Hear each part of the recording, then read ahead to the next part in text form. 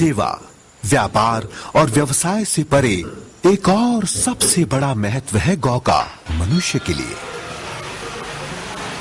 गौ से मिलने वाला पंचगव्य मानव शरीर के लिए सबसे बड़ी औषधि है।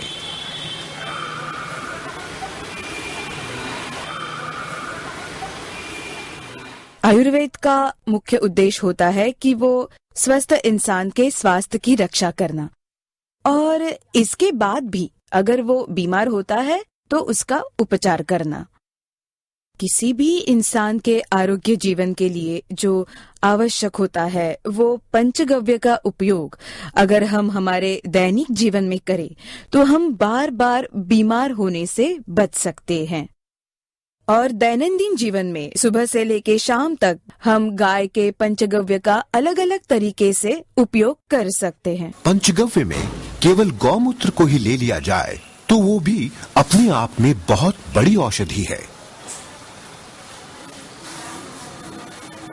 कैंसर का नाम सुनते ही इंसान मानसिक तौर पर दुर्बल हो जाता है, लेकिन गोमूत्र में एक ऐसा गुण है कि गोमूत्र पीने के बाद आपके शरीर में मुख्यतः जो कैंसरियस सेल्स बहुत ज्यादा बड़ी होती हैं, वो खुद को सुसाइडल टेंडेंसी में पाती है, जिसे वैज्ञानिक तौर पर एपोप्टोसिस भी कहा जाता है, जिसमें सेल खुद को ही मुझे मरना है ऐसा डिक्लेयर कर देती है और उस प्रकार से उसके सिग्नल्स भेजे जाते हैं और अन्य कोशिकाएं आकर उनका भक्षण करती है और इस प्रकार से वो कैंसर सेल्स खत्म होती दिखाई देती है। और ये बात विविध प्रयोग के द्वारा सिद्ध हुई है और पेटेंट भी हुई है। गौमूत्र अर्क एक बड़ी ही साधारण प्रक्रिया से तैयार किया जाता है। सुबह की संध्या के समय ताजा गौमूत्र एकत्र कर लिया जाता है।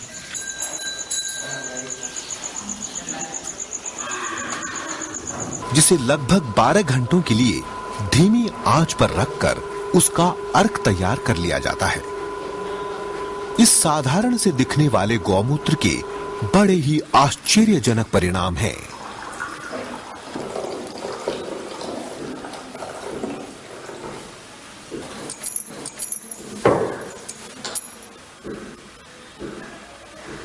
पंजाब में मानसा स्थित ये छोटी सी गौशाला सरदार देवेंद्र सिंह जी की है। –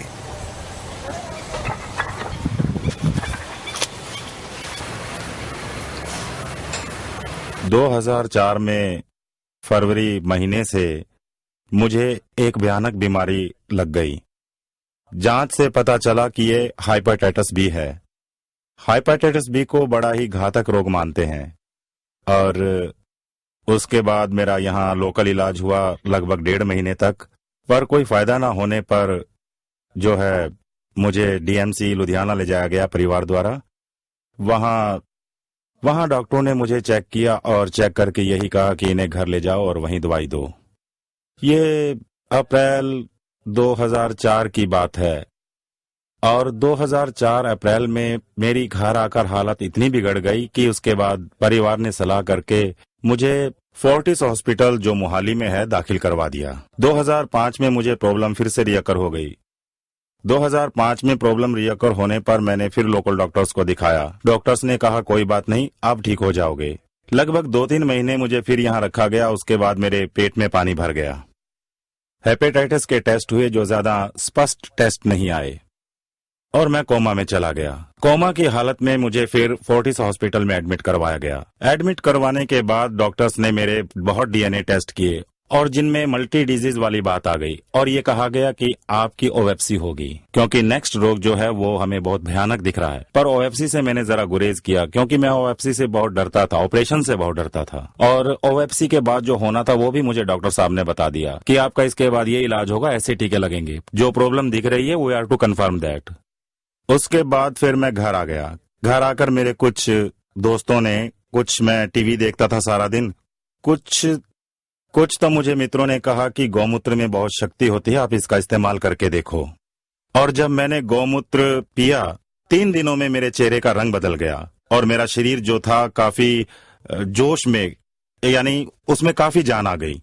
और उससे जस्ट 13 दिन बाद मैं कंप्लीट रूप में तंदुरुस्त हो गया, चलने फिरने लग गया।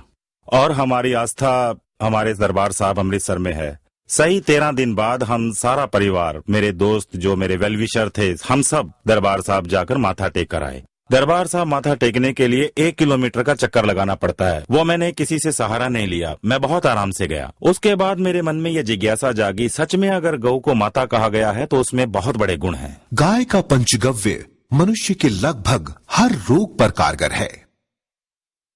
ये समझकर भी कि गाय चलता फिरता औषधालय है, मनुष्य उसे काटने पर आमादा है।